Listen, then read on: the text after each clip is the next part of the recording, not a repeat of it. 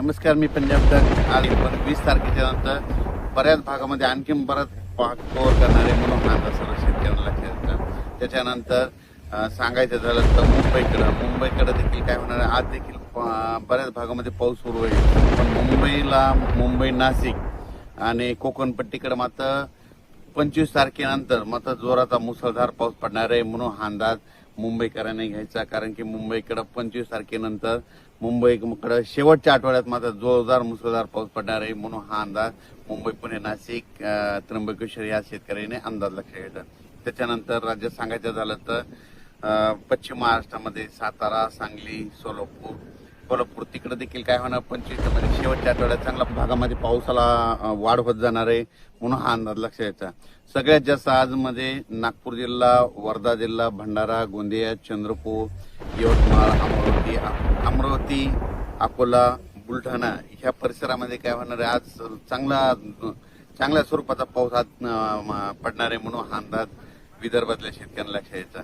पण राज्यात आज देखील काय होणार आहे, 17 जुलैला इकडं मराठवाड्यामध्ये देखील परभणी जिल्हा, जालना जिल्हा, संभाजीनगर, बीड जिल्हा, लातूर जिल्हा, धाराशिव जिल्हा, त्याच्यानंतर सोलापूर इकडं, त्याच्यानंतर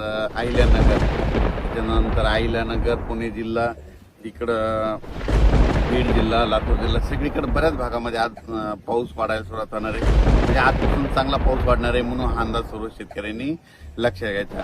त्याच्यानंतर विदर्भामध्ये तर आज चांगला पाऊस असणारच आहे, पण विदर्भात देखील 20 तारखेच्या नंतर 20 जुलैच्या नंतर आणखीन पावसामध्ये वाढ होणार आहे म्हणून विदर्भातल्या शेतकऱ्यांनी देखील अंदाज लक्षात घ्यायचा.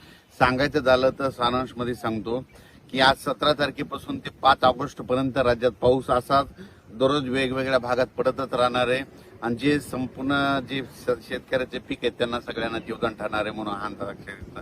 त्याच्यानंतर आषाढी एकादशी 25 तारखेला आहे, तर पंढरपूरला मात्र दुपार 4च्या दरम्यान संध्याकाळी मात्र थोडाफार प्रमाणात पाऊस असणार आहे म्हणून यात्रेकरूंनी हे देखील अंदाज लक्षात घ्यायचा. कारण की 25 तारखेला तिथं पाऊस थोडाफार पडणार आहे, जास्त काय असा मोठा नाही, म्हणजे नुकसानकारक नाही, मुसळधार तसा काय नाही, उगाच थोडा पाऊस येणार आहे म्हणून हा अंदाज यात्रेकरूंनी देखील घ्यायचा म्हणून हे देखील लक्षात घ्यायचं. त्याच्यानंतर यात्रा परतल्याच्या नंतर राज्यात मात्र 27-28च्या नंतर बऱ्याच भागामध्ये काही ठिकाणी जोराचा पाऊस पडणार आहे म्हणून ही आज देखील त्या शेतकऱ्यांना अंदाज लक्षात घ्यायचा. त्याच्यानंतर इकडे जळगाव जिल्हा झालं, धुळे जिल्हा झाला, नंदुरबार जिल्हा बऱ्याच भागामध्ये थोडाफार पाऊस वाढणार आहे. पण नंदुरबार जिल्ह्यात मात्र शेवटच्या आठवड्यात एक लो प्रेशर आहे, म्हणजे एक चक्रीवादळ आहे. चक्रीवादळ काय होणार आहे, इकडं 22-23च्या नंतर इकडे नागपूरकडून येत असल्यामुळं नागपूर, इकडं अमरावती, अकोला असं करत करत मध्य प्रदेशकडे जाणार आहे. मध्य प्रदेशकडून काय होणार आहे, इकडे इंदोरकडून इकडं लगेच इकडं जळगाव असं करत करत इकडं परत गुजरातकडे येणार आहे. गुजरातकडे येत असल्यामुळे नंदुरबारकडे येऊन मुंबईकडे जाईल.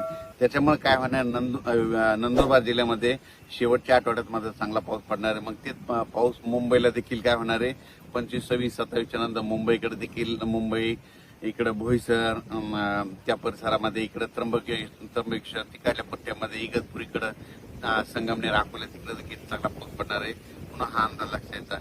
म्हणजे सांगायचं झालं तर सध्या आता जशी 8 दिवस पावसानं उघड दिली होती तसं काही आता उघडीप नाही, सगळीकडे राज्यात पाऊस पडणार आहे आणि सगळ्या शेतकऱ्याच्या राहिलेल्या सगळ्या ज्या पेरण्या होतील आणि सगळ्या पिकाला जीवदान ठरणार आहे आणि कोणाचं पीक काही वाया जाणार नाही म्हणून ही अंदाज सर्व शेतकऱ्यांना लक्षात घ्यायचा. त्याच्यानंतर काय होणार आहे, 20 तारखेच्या नंतर मात्र चांगला बऱ्याच भागामध्ये पावसाचा जोर वाढणार आहे म्हणून हा अंदाज लक्षात घ्यायचा. आज देखील तुम्हाला सांगू इच्छितो, नागपूरकडं म्हणजे नागपूर, भंडारा, वर्धा, गोंदिया, त्याच्यानंतर अमरावती, अकोला ह्या पट्ट्यामध्ये आज देखील चांगल्या प्रमाणात पाऊस पडणार आहे म्हणून हा अंदाज लक्षात घ्यायचा. त्याच्यानंतर बऱ्याच भागामध्ये आज देखील ना जे वंचित काही भाग राहिलेला, जालना जिल्ह्याचा काही भाग आहे, परभणी जिल्ह्याचा काही भाग राहिलेला, इकडे पालम भागामध्ये पाऊस नाही, तर तिकडे देखील आज 17, 18, 19च्या दरम्यान तिकडे देखील पाऊस पडणार आहे म्हणून त्या शेतकऱ्यांनी अंदाज लक्षात घ्यायचा आणि आपण आपल्या पिकाचं नियोजन करायचं. धन्यवाद.